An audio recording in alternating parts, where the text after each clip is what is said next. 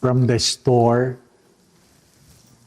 Nandito po yung mga apparitions, dates, starting January 15 to March 2,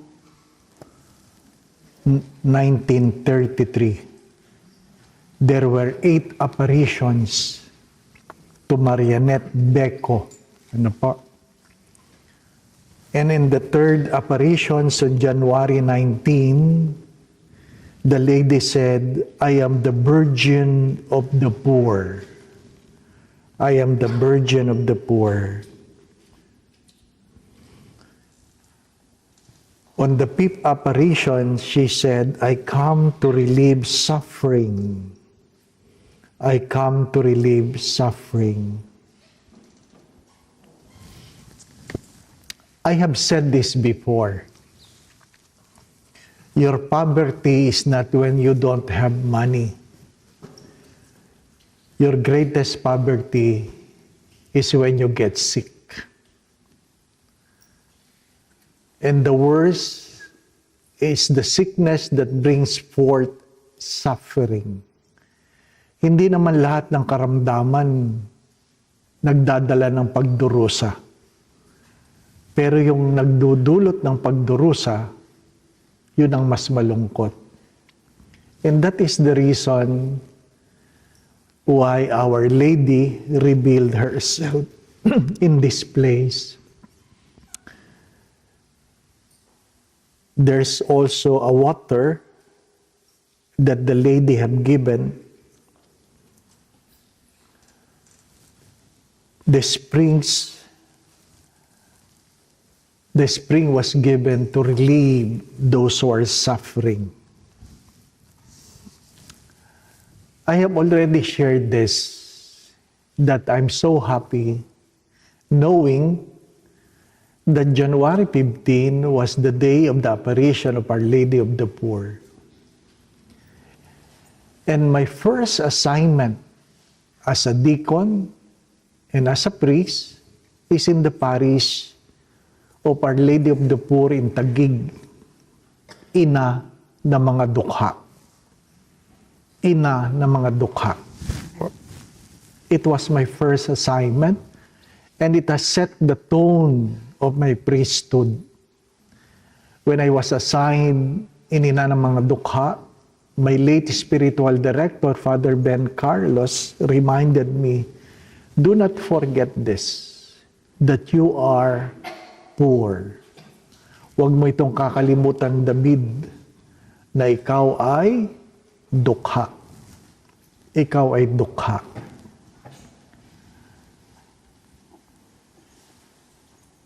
At dahil ikaw ay dukha, hindi ka dapat mahihiyang humingi. Kasi pag ikaw ay mayaman, mahihiya kang humingi. Pero pag ikaw ay dukha, hindi ka dapat nahihiyang humingi. In English, it says, ask and you shall receive. Ask and you shall receive. But in Tagalog, pag sinabing you asked, dalawang ibig sabihin. Humingi at magtanong. Di po ba? Ask. Magtanong ka. Kung hindi mo alam, magtanong ka. Kung may kailangan ka, humingi ka. Pero sa English, isa lang, ask. Ask. Do not be afraid to ask.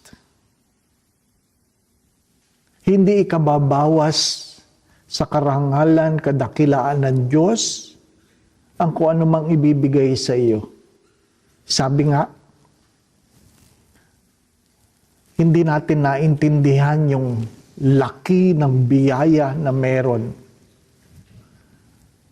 Na kung magdala ka man ng balde, wala yan sa laki ng biyaya ng Diyos. Ikumpara mo ang balde ng iyong pangangailangan, sabi nga, sa lawak ng dagat ng biyaya. The ocean of grace. Mahirap doon. May pangangailangan ka, ang dala mo lang kutsarita na pwede kang humingi ng balde. Hindi ikababawas ng kadakilaan ng Diyos kung ano man ang iyong hinihingi. Huwag mo lang ililimita. Pag ikaw ay humingi, hayaan mo na yung magbigay ayon sa kanyang gusto. So, 3 bagay ang gusto ko pong maintindihan ninyo sa lugar na ito. Kahit gaano kakayaman, darating ang araw, magiging kang dukha. Kung dukha ka man ngayon, huwag kang matatakot na humingi. 3 bagay. Unang-una, humingi ka sapagkat yan ay kautusan ng Diyos. To ask is to do the will of God. To ask is to do the will of God. Ba't ka humihingi? Kasi sabi ng Diyos, humingi. Di po ba ano? Yung mga kapatid nating Chino, may kasabihan sila. Huwag kang mahiyang magtanong kung hindi mo alam. Pero marami sa atin, dahil natatakot na sila'y sabihing mangmang, hindi sila nagtatanong. Nagkukunwari silang alam nila, kaya habang panahon silang mangmang. Ang gustong-gusto kong kwento, yung isang pamilya na sumakay ng barko papunta sa Estados Unidos at tuwing kainan, yung pamilya nagsasama-sama sila sa kanilang tulugan, sa kanilang higaan at nagtsatsaga sila sa crackers. Sa crackers. At sabi nung kasama nila, ba't hindi kayo kumakain doon sa kainan? Sabi nung pamilyang ito, sabi nila, wala kaming pera. Dito na lang kami. Yung aming binaon. So sabi nung kasama nilang pasahero, sabi nila, kasama po sa ticket yun. Yung pagkain. Kasama. Di ba, anak? Di ka nagtanong eh. Kaya nagutom ka. Di ba, no? Pwede naman magtanong, libre ba yan? Di ba, no? Libre ba yan? Oh. Ask. Kung hindi alam, magtanong. Kung kailangan, humingi. Humingi. Ikalawa, you must ask intelligently. Intelligently. Ano ibig sabihin? Sa ating panahon, you ask as a smart. Smart. Specific, measurable, attainable, realistic, time-bound. Pag humingi ka, malinaw. Hindi yung sasabihin mo basta. Nung ako ay nasa Nuestra Señora de Salvacion, yung lugar na yon, ayaw puntahan ng taxi dahil sabi nila, hino-hold up kami dyan. So, doon pa lang sa Santa Mesa, sa Boulevard, maglalakad na ako kasi wala namang pumapasok na sasakyan. Sabi ko kay Bishop Sok, baka naman pwede kong bilhin yung sasakyan mo. Second hand. Sabi niya, bumili ka ng bago. Tuwan-tuwa ako nung sinabi niya, bumili ka ng bago. Kasi akala ko, bibigyan niya ako ng pambili. Hindi pala. Sariling kayod. Ano po? Kaya yung unang simbang gabi ko sa Nuestra Señora de Salvacion, at ito'y palagi ko sinasabi, ano man hingin mo sa Misa de Gallo, sa 9 na gabi na nobina, ipagkakaloob ng Diyos. So, sinabi ko sa mga tao, sa simula ng misang ito, inaanyayahan ko kayong humingi sa Diyos, kahit ano. Imagine the unimaginable for God to do the impossible. At habang humihingi ang mga tao, ako rin humingi ako sa Diyos. Sabi ko, Lord, bigyan mo naman ako ng sasakyan. At nagulat ako, habang nagdadasal ko, pumasok sa isipan ko, anong sasakyan? Di sabi ko, Toyota Corolla. Ano po? Di mayroon na akong sasakyan na iniisip. Maya-maya, pumasok sa isip ko, anong kulay? Specific. Toyota Corolla, green. Di ba? Tapos na. Misa na. Misa.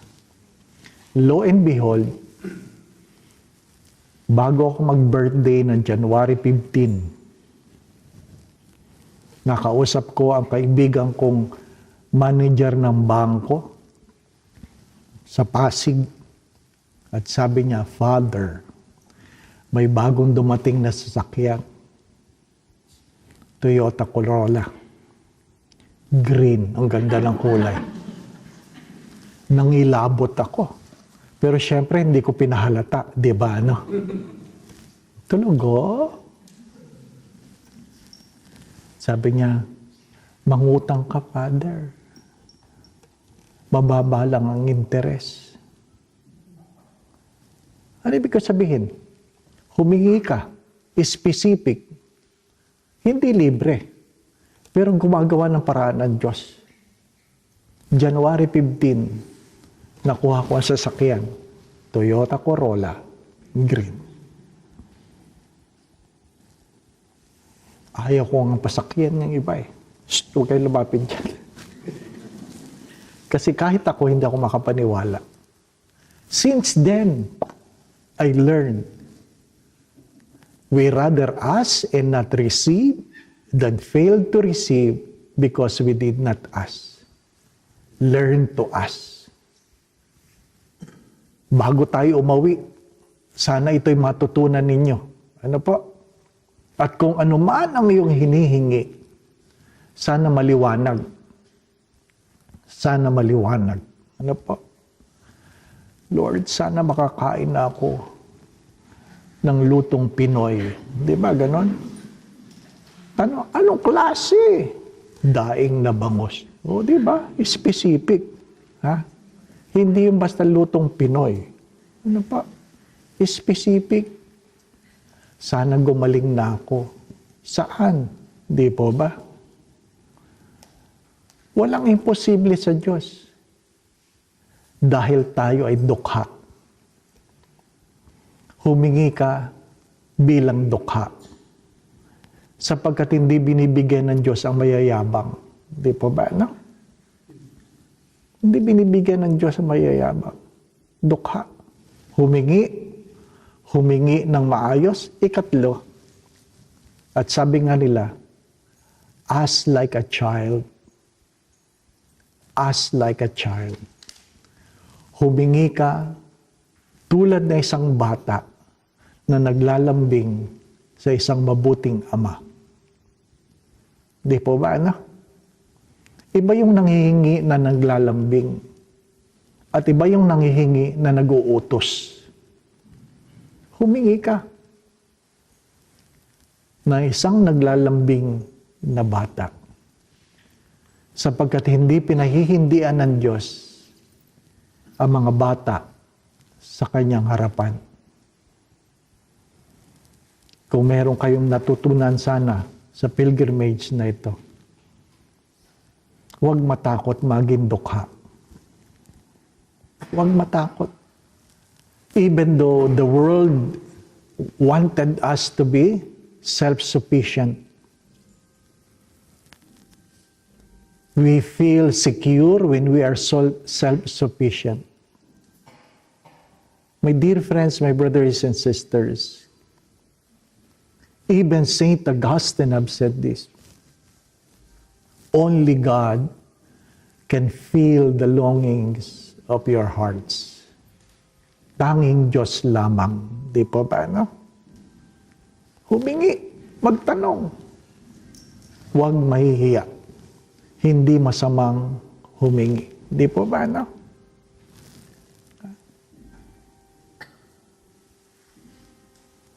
Dapat 4:30 pang misa. Hindi naman masama magtanong. Di ba? Pwede ba kami magmisa na? Pumayag, di po ba? No? Kung tumanggi, hindi. Di ba? Mahirap yung nakangangatayang lalaga. Di ba? Nag-aantay. Pwede naman pala. Di po ba? No? Napakabuti ng Diyos.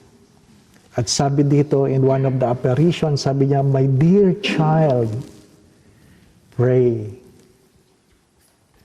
If you think it is being heard, pray harder. Alam niyo yung salitang push? P-U-S-H. Pray until something happen. Di po ba, no? Pray until something happen. Push. Ganyan naman ang mga bata, di po ba, no? Pag nangungulit, they push. They know how to push. Learn to be a pusher. Jesus, where his mother and his mother's sister, Mary, the wife of Clopas, and Mary of Magdala. When Jesus saw his mother and the disciple whom he loved standing beside her, he said to his mother, "Woman, behold your son." Then he said to the disciple, "Behold your mother." From that time on, the disciple took her into his home.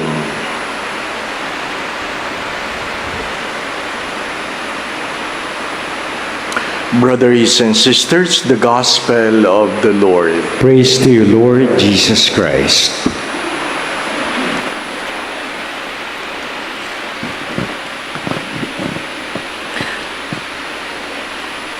Somebody was talking about self-development. And one of the things he said is, prioritize later. Those words struck my mind. And I already forgotten what he said later on. Prioritize later.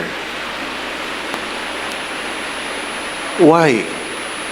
Because informing and doing my work before as the prefect of discipline in the seminary, I always remind our seminarians of 4 things: that they stay focused, they must know their priorities, they should live a balanced life, ora et labora, and they should not be afraid to make painful decisions for God. You want to follow the Lord? 4 things. You must stay focused. Your priorities must be clear, because if priorities are clear, decisions are easily made. So, if you put your priorities later, then what will happen? What will happen? And later on, I realized when he said, prioritize or priorities later, you put priority on what will happen later. That was the thesis of Stephen Covey in one of his 7 habits. Begin with the end in mind. So, your priorities must be what you want at the end. Not today. Not today. A good mother can pamper her children that could make her children weak in the future. But if you discipline your children because of what you think later for them when you are no longer around, then that's what he says, priorities, prioritize later. My dear friends, it's good to understand this. Because many of us simply think of today. Simply think of today. Katatapos lang ng board meeting. I'm part of the board of Solidaritas, the credit cooperative of priests. Ano po? And isa sa problema namin ngayon, maagang namamatay ang pari. Ano po? That's the sad story. Ha? It's a reality. It's a fact already. Ha? So, pag may nangungutang, sorry pag may nangungutang, ang tanong dati, pwede ba, kaya ba niyang magbayad? Ano po? Yun lang ang concern mo, hindi po ba? Ano? Pag nagpautang ka, itatanong mo lang, mababayaran ka ba? Ngayon, tinatanong mo na, hindi pa ba yan mamamatay? You know? You have to accept. There are things you don't talk about before, but now you have to accept. Tanggapin natin. Kaibigan namin, kung nakikinig man, ang paring ito, ha? Lahat masarap. Ay di nahirapang huminga. Ano po? Dinala sa hospital. Mabuti nakuha sa angioplasty. Di ba? Hindi mo alam. Sometimes we simply think of what we have today. Forgetting what will happen tomorrow. And look at the words of Jesus in the cross. Naghihingalo na yan naghihingalo na. Still, he thought of what will be good for the future. Behold your mother. Mother, behold your son. Naghahabilin pa rin. Ang iniisip pa rin kinabukasan. Hindi iniisip yung kalalagayan sa krus. Hindi po ba? Sabi nga ng mga lawyer, kung ano sinasabi mo pag ikaw ay naghihingalo, valid yan. Ano po? Sabihin nyo. Kaya nung ako po ay first year sa seminary, na yung tatay ko ayaw akong papasukin sa seminaryo, nagkasakit, at dahil sa sama ng kalooban, sumama ang pakiramdam, at umuwi ako sa probinsya para habulin siya kasi sabi ng doktor, baka hindi mo na abutin. At least inabot ko pa. Inabot ko pang naghihingalo. Naka-oxygen. At sabi ko sa kanya, ba't ka may sakit? Galit ka ba sa akin? Tinanggal niya ang oxygen. Sabi niya, oo. Galit yun. Ano? Naghihingalo na, nasabi pa Hindi pa ba? Ano ibig sabihin? It's so easy to think of ourselves in the present, forgetting that we have a future. The invitation of today is to examine yourself. What are you 5 years from now? Hopefully, you still have 5 years. 10 years. Diba? Mga minamahal na mga kapatid, maiksi lang ang buhay. The first reading is the most 3 important questions about Christian life. Where are you? Who told you you are naked? Why did you do such a thing? Where are you? Where are you now? Are you good? Are you bad? Where are you? Are you healthy or sickly? Where are you? Because even in psychology, it says, it is our common failure to know who we are. Do you know who are you? Because many of us live according to the wishes of others. Our real self sometimes is not who we are. How we live today is what others wants us to be. Kaya nga minsan sinabi ko, ang malungkot na kwento ay ano? Bumibili ka ng bagay na hindi mo kailangan para lang magpa-impress sa mga taong hindi mo kaibigan. Iyon, ang sakit natin. Binibili mo yung mga bagay na hindi mo naman kailangan para lang magpa-impress sa iyong mga kaaway. Kawawa ka naman. Di po ba, no? Kawawa ka naman. Who are you? Second, who told you you are naked? Who are the people you are listening? The sad story, children don't listen anymore to their parents. That's the sad story. Children don't listen anymore to their parents. May isang nanay, nag-screenshot ng telepono ng anak.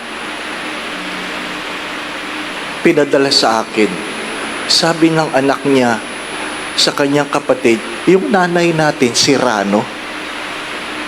Can you imagine your children talking about you? Puro negative yung sinasabi nila tungkol sa kanilang mga nanay. It's a very sad story. My dear friends, my brothers and sisters, who are the people we are listening? And third, why did you do such a thing? Whether you like it or not, we are a product of our own choices. We cannot blame anybody. We cannot blame anyone. You cannot blame your leaders. You cannot blame not even the church. Because you must know that what you are doing today will affect your future. Learn to prioritize your future. Prioritize later. Amen. I was asking some mothers. Sabi ko lang, if you were given a chance to be the mother of Jesus, do you think you can handle it?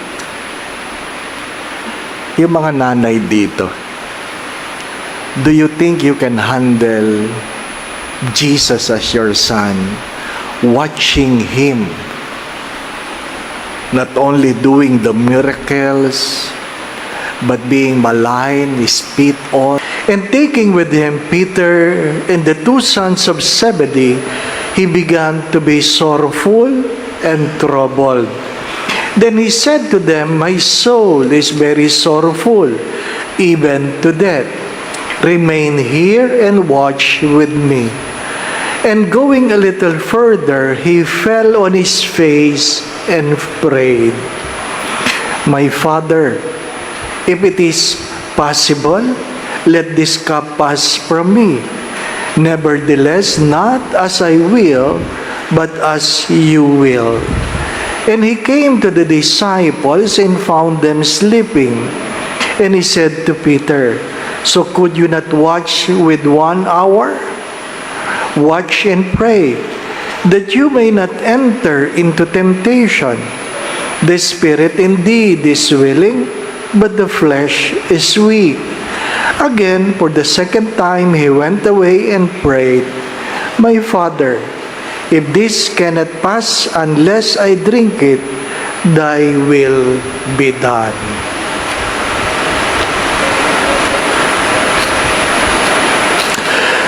Brothers and sisters, the Gospel of the Lord. Praise to you, Lord Jesus Christ.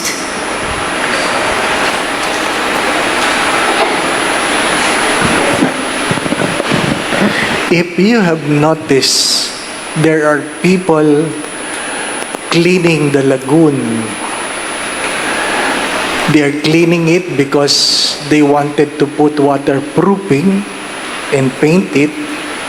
And of course, if it's the nature of the work, you wanted a very dry weather.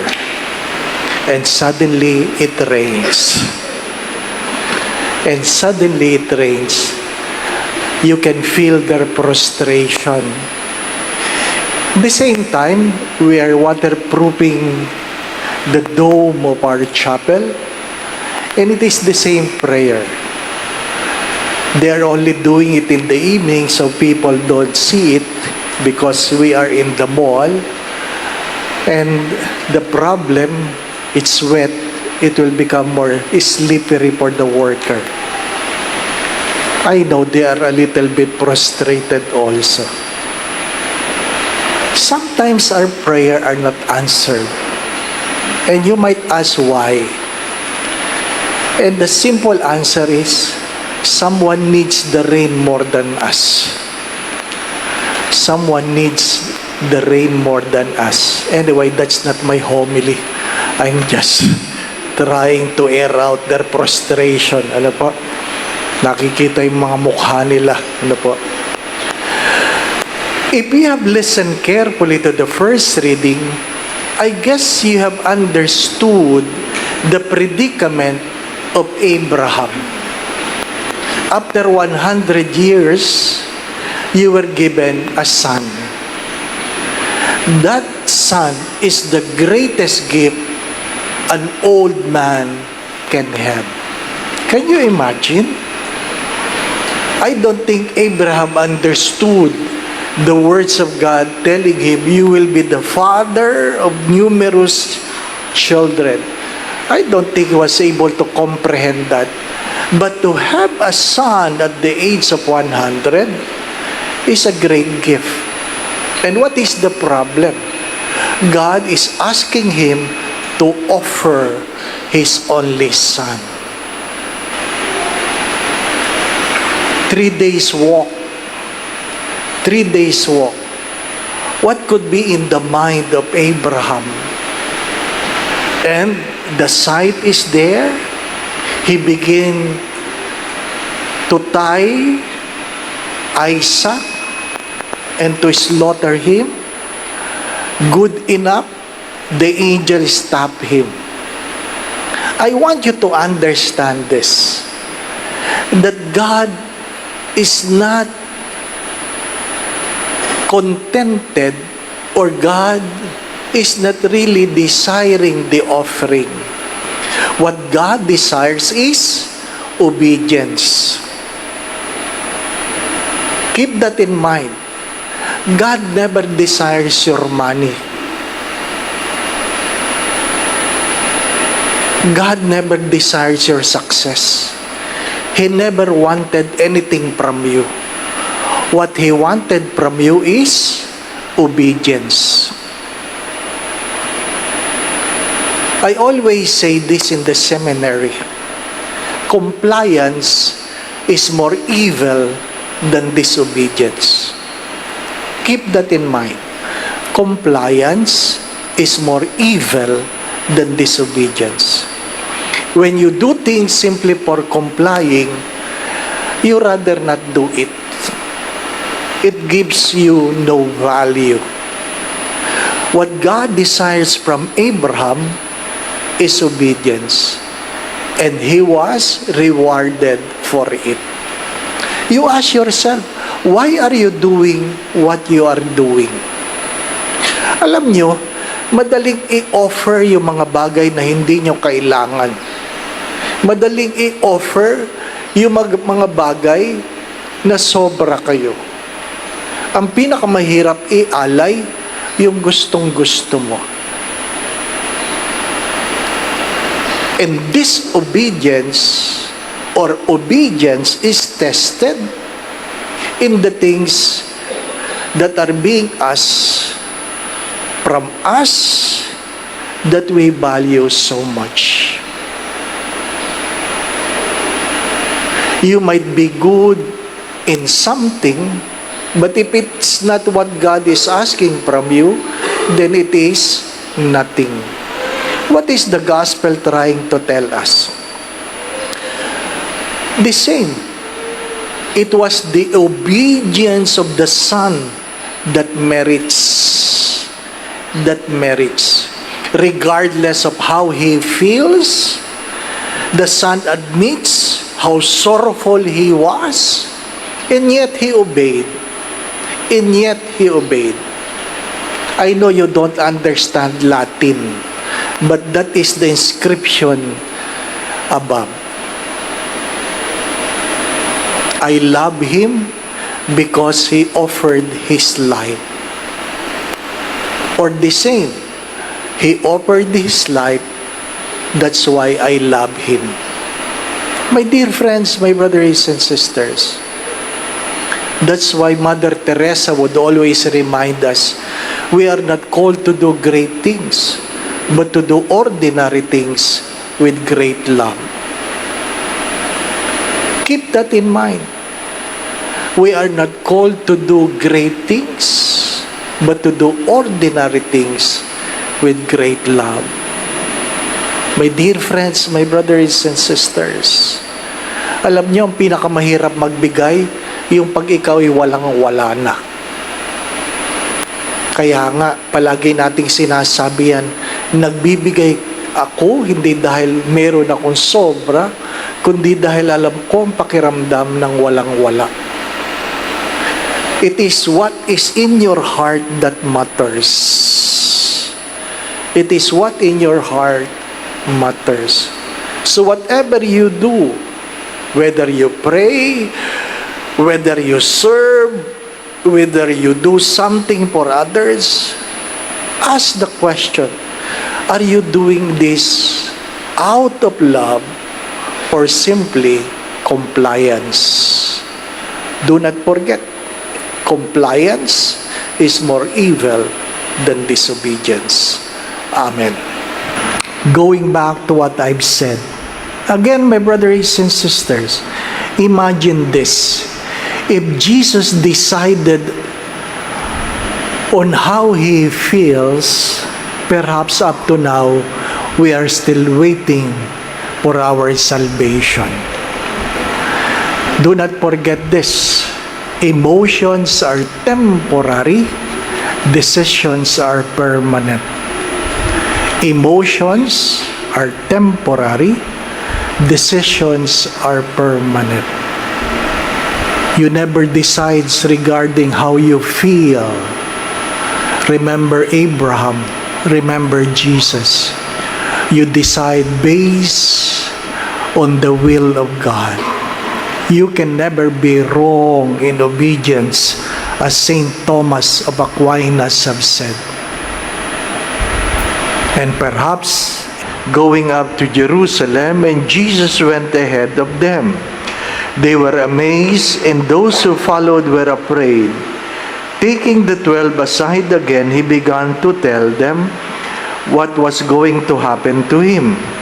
Behold, we are going up to Jerusalem, and the Son of Man will be handed over to the chief priests and the scribes, and they will condemn him to death, and hand him over to the Gentiles, who will mock him, spit upon him, scourge him, and put him to death.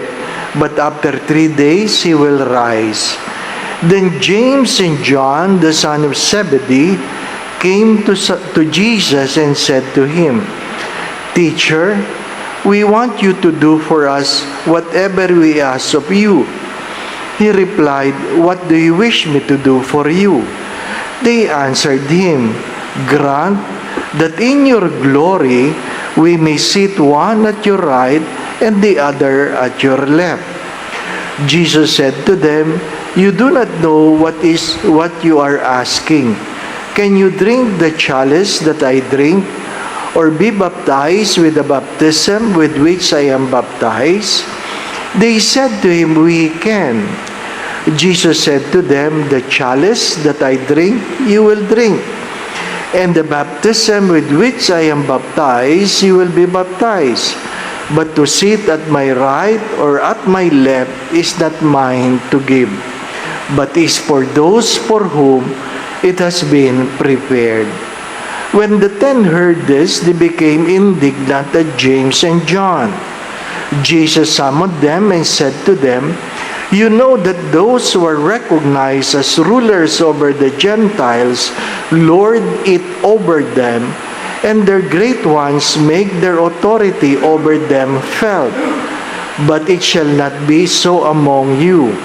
Rather, whoever wishes to be great among you will be your servant. Whoever wishes to be first among you will be the slave of all. For the Son of Man did not come to be served, but to serve and to give life as a ransom for many.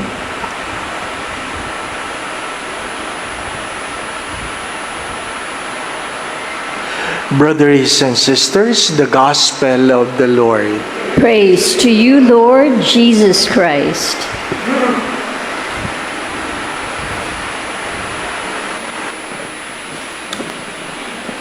Yesterday, I shared to you the predicament of an OFW brother who came home. At sabi niya, ang hirap umuwi ngayon sa Pilipinas, Father. Lahat umaasa ng pasalubong. Umaasa yung kamag-anak mo, hindi lang yung pamilya mo. Ang malungkot, pati kapitbahay mo, umaasang meron din silang matatanggap. Para bagang sila ang pinagtrabaho mo sa ibang bansa. Kagabi, nagbasa ako ng mga messages. Sabi nung isa, Father, hindi lang yan sa OFW. Kahit dito sa atin, meron yan. Pag sumasahod ka, feeling ng kamag-anak mo, para sa kanila yung sinahod mo. Malungkot na kwento. Ang tawag natin dyan, entitlement. Entitlement. As if meron silang karapatan sa iyong pinaghirapan. Pero, ayaw naman nilang magsumikap. At ang malungkot na kwento, sabi ko nga, pag hindi ka nagbigay, ang tawag sa iyo ay madamot. Ang tawag sa iyo ay madamot. Maganda pong maintindihan ito. Sabi ko nga sa inyo, wala naman talagang libre. Mayroong nagsakripisyo para makakuha ka ng libre sa iyo. May nagbayad niyan. Ang atin pong kaligtasan, our salvation, is not free. You have to work for it. The first reading reminds us that the promise is not simply about silver and gold. It is not something you are being rewarded here on earth. That's why yesterday, blessing will come with persecutions. Meron din pagdurusa. Meron din pagdurusa. The promise is something that will not perish and that is eternal life. Now, what is the gospel trying to tell us? The disciples, the apostles knew already that they will be saved. But they want some more. I want to be seated at your right and my brother at your left. Sabi nga nila, the problem is enough. What the problem of enough? What is enough? Ano po? Enough for us Filipino is to have a little more. Ano po? Dapat yung enough, sapat. Ano po? Kailan ba sapat ang sapat? Yung meron pang mas konti. Ano po? Ha? Dadagdagan mo pa. Hindi tayo nakokontento. Di po ba? Sabi nga, yung bata, binigyan ng pamasko, sabi ng bata, ito lang. Ano? Ha? Yan ang ugali ng mga bata ngayon. At malungkot yan. Ano po? Yung pagbinigyan mo ang bata, ha? At sasabihin, ito lang. Ano po, ano? Hindi natin napapansin. Yan ang iluluha ninyo, mga magulang. Ano po? Kaya sinasabi ko, disiplinahin ninyo ang inyong mga anak. Sapagkat, pag hindi nyo yung dinisiplina ngayon, yan ang pagluha ninyo pagdating ng araw. Ha? Ito lang. hindi marunong magpasalamat, naghahanap nang wala man lamang wala man lang pinagsumikapan. Ano sinasabi sa Ebanghelyo? Okay, gusto mo, then you have to be baptized in my baptism. You have to drink the cup I will drink. May kapalit yan. May kapalit. Mga minamahal na mga kapatid, hindi yung umaasa ka lang na makakakuha ka ng biyaya dahil ang nanay mo ay nagdadasal. Yan po ang pag-iisip ng maraming Pilipino. Yan ang pag-iisip ng maraming Katoliko. Hindi sila nagsisimba kasi ang magulang naman nila ay nagsisimba. As if kasama sila sa kaligtasan. Ang mas malungkot na kwento, pati yung kapitbahay, feeling nila kasali sila. Ano pa? Mga minamahal na mga kapatid, you have to work for it. You have to work for it. Hindi madamot ang Diyos. Kung naalaala po ninyo, the 10 virgins, yung 5 hindi nakapasok, yung 5 nakapasok, bakit hindi nakapasok yung 5? Aba, walang lamang langis ang gasera. Umaasa sila'y maaabutan ng iba. Marami sa ating ganon. Umaasang may mag-aabot. Ano po? At pag hindi kayo naabutan, yun din ang sinasabi nyo, madamot. Madamot. May mga bagay na hindi pwedeng iabot.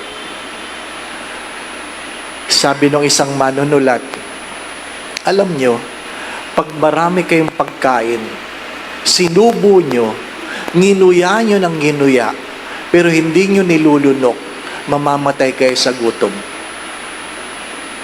Hello? Isipin nyo, marami kayong pagkain, sinubo nyo, nginuya nyo ng nginuya, pero hindi nyo nilunok, mamamatay kayo sa gutom. Naintindihan nyo ba yun? Ay, hindi nyo naintindihan yung mga mukha nyo. Para mabusog kayo, kailangan yung lunukin ang inyong kinakain. Hindi po ba? Hindi. Ang buhay pananampalataya ay hindi puro nguya. Kailangan may paglunok. At hindi rin naman pwede lunok ng lunok na walang nguya. Mahihirinang ka. Hindi po ba, no? Ang marami sa atin gusto lang lumunok. Ayaw ngumuya. Ang buhay pananampalataya sa ayaw at sa gusto po ninyo ay may kaakibat na pagsusumikap at madalas may sakripisyo. Amen. To give is the prerogative of the donor. To give is the prerogative of the donor. Even Jesus have said, it is not mine to give. It is the prerogative of the donor. For those who are asking, you must work for it. Pahabol lang. Ano po? Bumibili ako ng aking maintenance. Yung nasa harapan ko, medyo chubby. Ano po? Medyo chubby. Ano po? Tapos, napansin ko, ang tagal niya doon sa counter. Bumibili pala siya ng slimming tea and how to use it. So, ay total, nagdi-discussion sila, di nakikinig na rin ako, di po ba? No? Later on, sabi nung pharmacist, sabi niya, ganito po yan, ganyan. Tapos, syempre po, sasamahan nyo ng exercise. Sasamahan nyo ng exercise. Uminit ang ulo ni Chubby. Ano po? Sabi niya, ha? May exercise pa? Ang hirap ng ganun. Ano po? Ang lakas nyo kumain, tapos ayaw nyo tumaba. Diba, no? Gusto nyo maging healthy. ay, may mga bagay talagang dapat pagsumikapan. Ano po? Bato-bato sa langit. Ano po? My dear stood up and exclaimed, "Let anyone who thirsts come to me and drink. As the scripture says, rivers of living water will flow from within him who believes in me." He said this in reference to the Spirit, that those who came to believe in him were to receive. There was, of course, no Spirit yet, because Jesus had not yet been glorified.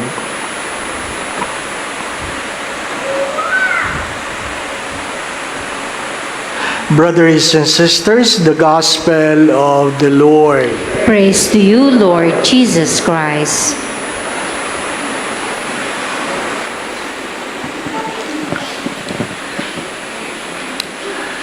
We will have a procession after the Mass in honor of Our Lady. Bakit natin ginawa ngayon, hindi sa huling araw ng buwan? Because for the past several years, palaging umuulan. Ano po? Kaya nilipat natin. No? Nilipat natin sa pangalawang linggo bago matapos ang buwan. Ano po? You are all invited. Malapit lang ang ikot, sumama kayo. Ano po? Hanggang Top Avenue.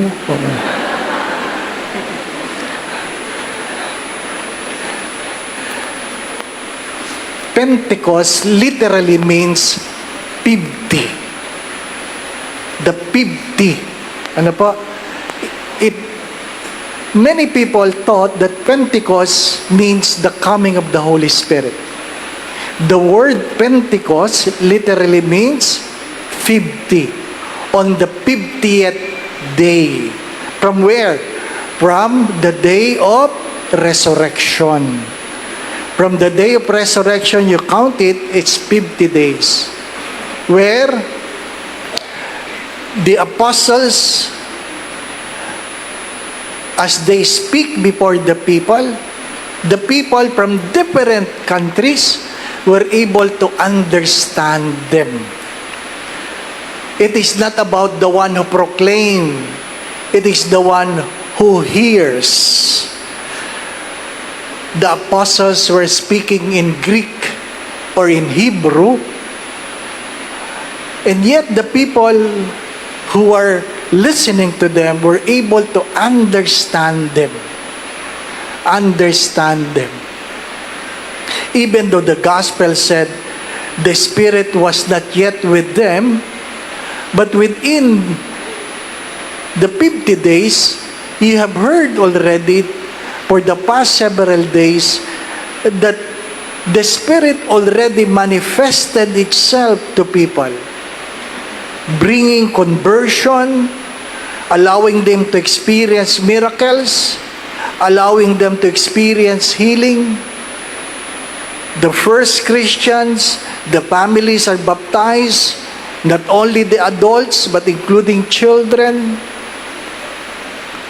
That is the manifestation. What is the second reading, the first reading trying to tell us? It is a renewal that allows all people to dream dreams.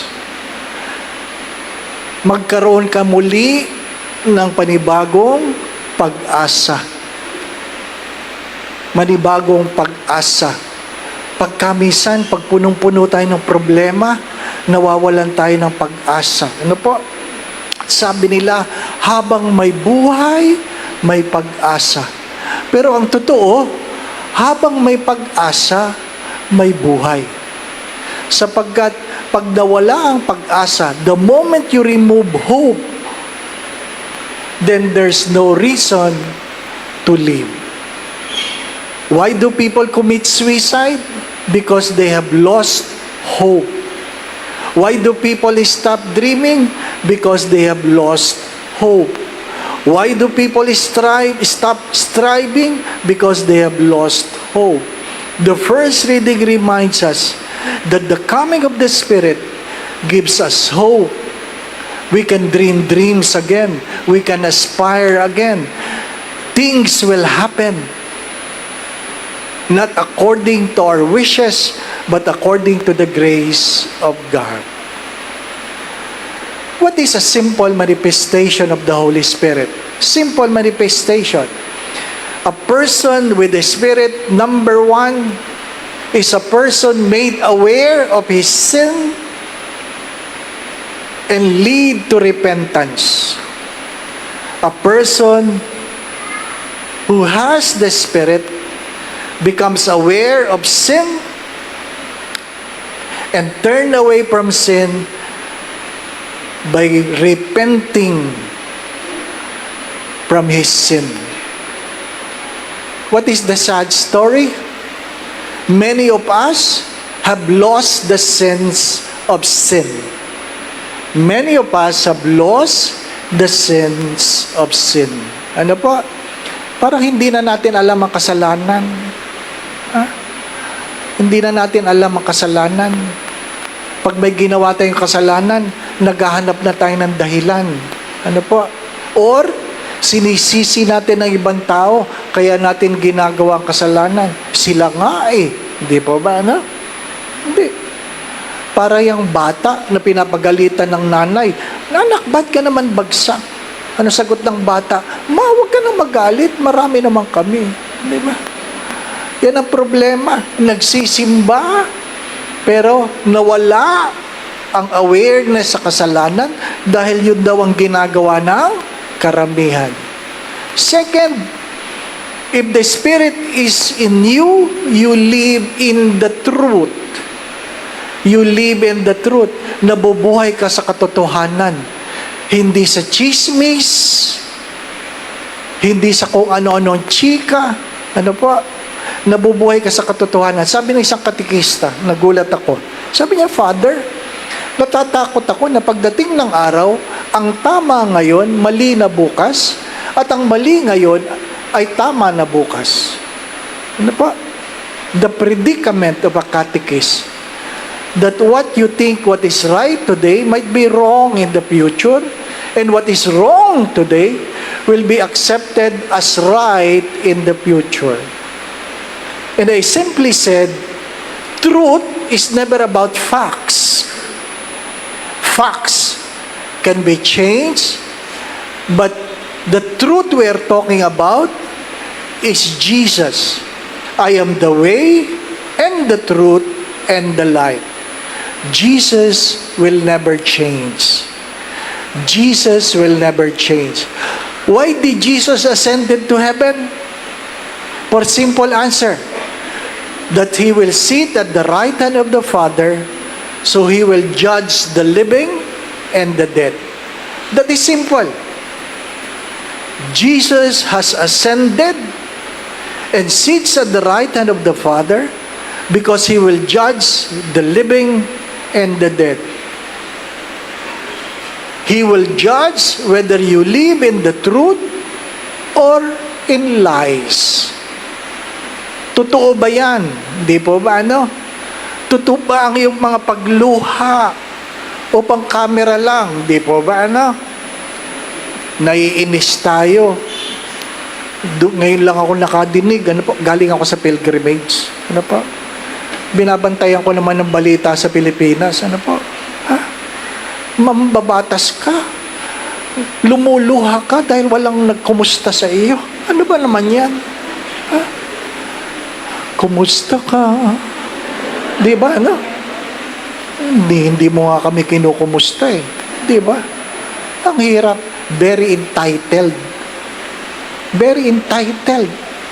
My dear friends, my brothers and sisters, you are voted so that you will serve, not to demand.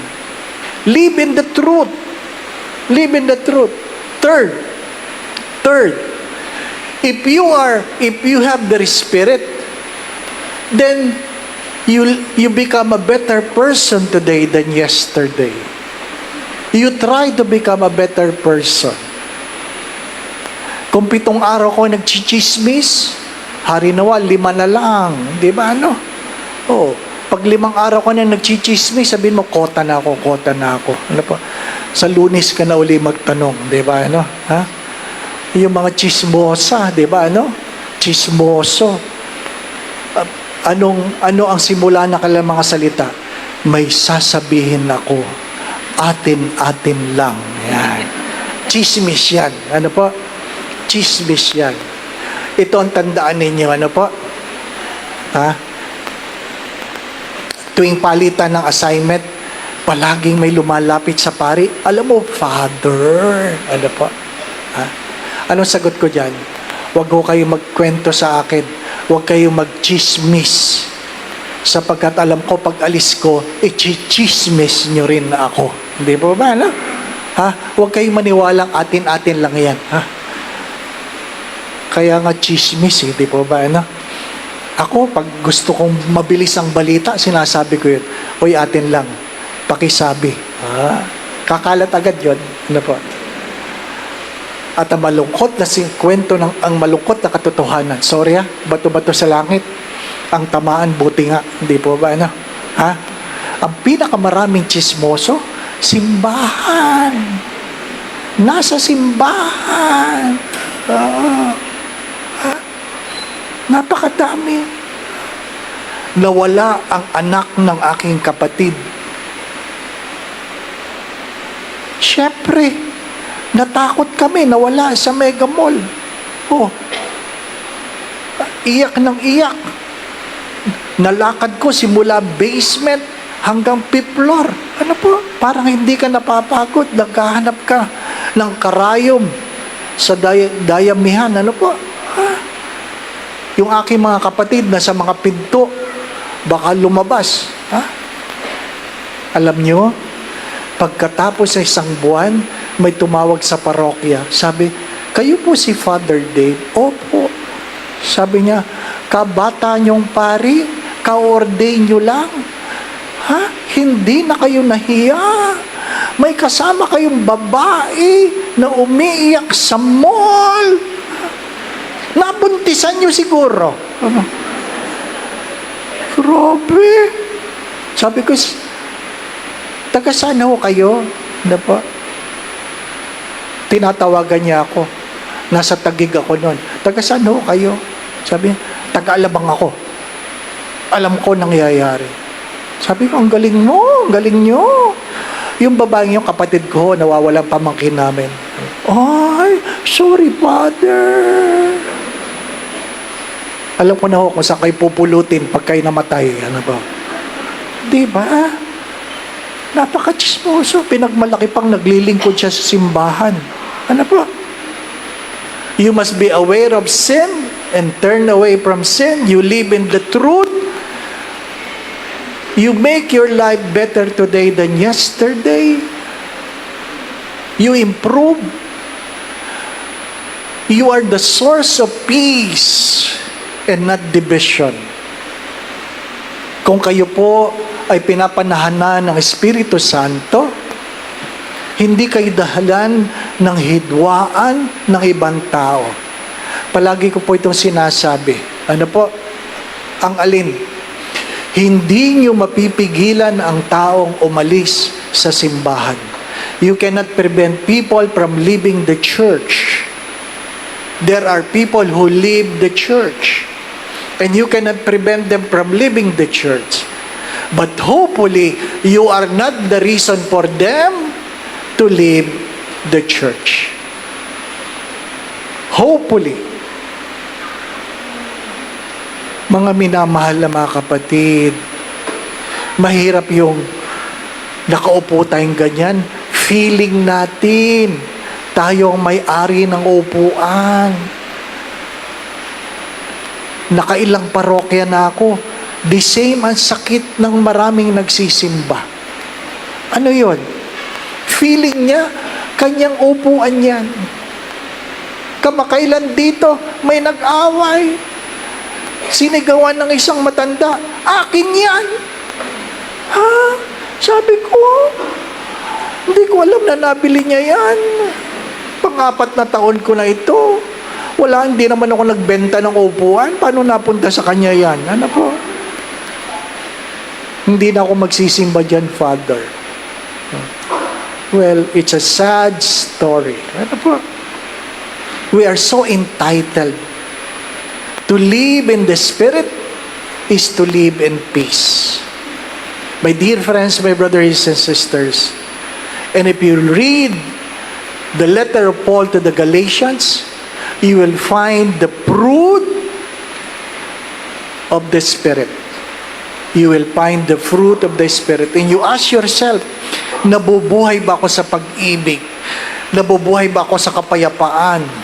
Nabubuhay ba ako, sabi nga, sa kahinahunan? Gentleness or meekness. Meekness is not a sign of weakness. Meekness is strength under control. Ang pagiging mahinahon. Ano po? Mahinahon. Nagmisa ako sa isang parokya. Naku, sikip na sikip ang parking. Sikip na sikip.